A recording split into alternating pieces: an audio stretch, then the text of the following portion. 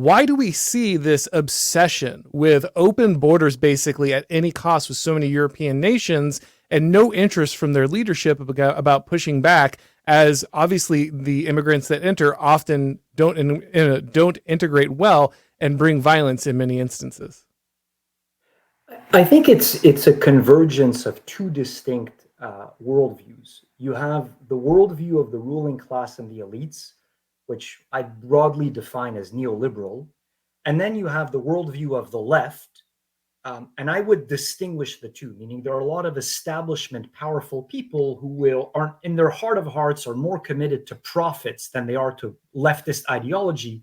They may mouth the platitudes, but the justification is different. So one of the core tenets of the post-Cold War neoliberal order is something approaching open borders and touting the economic benefits of immigration.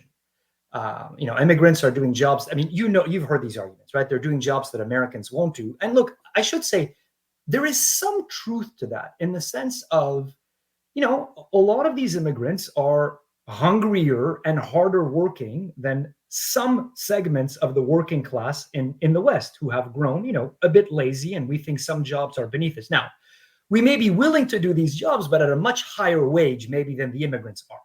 But so one reason for the incessant influx of immigration is the interest of big business. And look, to some extent, the elites outside of big business who want the nannies, who want the golf caddies, fill in the list of jobs that they want done cheaply. But then you have the left. The center hold of the left is obviously the academy, and from there the ideas radiate out into the broader society. And there the justification is basically they still have the trauma of the Holocaust. And the lesson they took from the Holocaust is not that anti-Semitism is bad or that German fascism is bad, is that white people are dangerous and that white hate is dangerous. And I think in their minds, the only safeguard against another Holocaust or a variation thereof, i.e. slavery, Jim Crow, is to reduce whites to a minority within their own country. And so for them, it's a moral imperative because, as Susan Sontag said in the 60s, white people are a race of, race of devils as Malcolm X. Susan Sontag said, white people are the cancer of humanity. These sentiments are, they're not going to be expressed by the CEO of a Fortune 500 company, but they're quite common in the academy. And so basically these two very powerful interest groups that have some overlap, the elites and the left, agree that we need a lot of immigration, preferably from the third world. And then even if people in the elites might have some reservations, like you may say, well, it's not good for business to have rioting. It's not good for business to have the kind of, Northern African underclass that exists in France that are collecting welfare. This is where the moral power of the left to come in. Everyone's afraid of being called a racist. So if you were to have the temerity, I mean, this, you can't say, I want to maintain the current demographic composition of the country. That is literally Nazism. And who wants to put up with that? So it basically falls on the right to try to have to oppose that.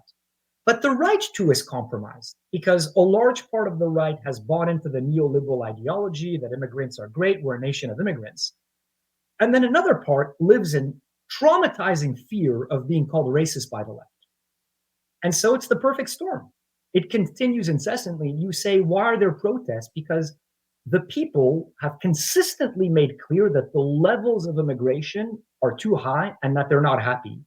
And then they're dismissed as racists who cling to their guns and their religion, and the elites double down. And so if you deny the legitimate sentiments of the people a normal democratic outlet, like voting for someone who will reduce immigration, then it explodes periodically because the people are not happy with this. They suffer the price much more than people who can afford to insulate themselves from the immigration and live in the swanky neighborhoods. And so it erupts. I mean, I'm not making excuses for the rioting, but, I suspect they probably feel that no one listens to them. And so they take to the streets. And it seems to me it would be perfectly reasonable and compatible with democracy, liberalism, to say, we should curtail, if not end, mass immigration, give ourselves the time to digest and try to assimilate this wave of immigration, and then reassess in a few decades, assuming we can even succeed in assimilating these immigrants, which I think is an open question. But that would not be Nazism, fascism. It would be a perfectly normal democratic sentiment, but you're not allowed to express it because that means you're trying to, I don't know, to keep America white. It means you hate Muslims, none of which is true. And so the legitimate concerns of the people are silenced and demonized, and so they explode periodically. I wonder, you say this should be something that's completely compatible with democracy and liberalism, and ideologically that probably makes some level of sense, but in practice it seems that's not the case. And so I guess the question is, when did this diverge? It would seem, as you say, that the kind of the ruling, the managerial elite have a particular desire to continue this open borders policy. Then the left have their own moral justifications for this. The right, I think, is often complicit in many ways, especially, I think, particularly because the idea that all Western nations are propositional nations has become so dominant. Even, you might have some, I still disagree with it, but you might have some argument with that in something like the United States. But obviously, in a place like the United Kingdom, there are white people native to that island. There is no argument about how they came over and conquered the island and oppressed the people there. Just this entire narrative doesn't apply, and yet somehow you still get guys like Starmer saying, "Oh, well, it's about British values." It's really, or even the British right, are largely talking about it's got to be about British values, and so there's no opposition in that area. And it seems like even though the ability to shut these borders should, again, be compatible with the ruling ideology that that they claim to value, the defense of democracy, we continually see that in fact they keep betraying this. They keep saying, no, this is off the table, completely inaccessible to us, and often leaning on that idea of the propositional nature of the nations. And it just reveals to me that ultimately they don't believe in democracy, or rather that they have, a very strange definition of democracy, which is basically what the people would vote for if they were smart enough to know what's good for them, and if they weren't so bigoted and didn't have their minds so corrupted by nationalism, chauvinism, and Christianity. So I would say this reveals that they are the ones who are illiberal and ultimately anti-democratic. But I think it's an eminently defensible position to claim the mantle of democracy, as I would, or of liberalism. I mean, admittedly, the term is open to some, disagreements, but broadly speaking, the idea of separation of church and state, government by consent, the rule of law, and equal rights for all. I mean, look at the founders.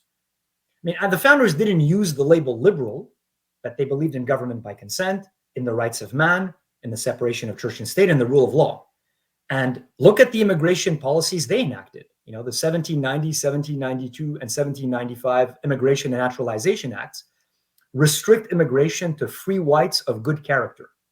Now, you can disagree with that as a matter of policy, but it would take quite the level of temerity to claim that, I don't know, you understood American republicanism better than the founders did.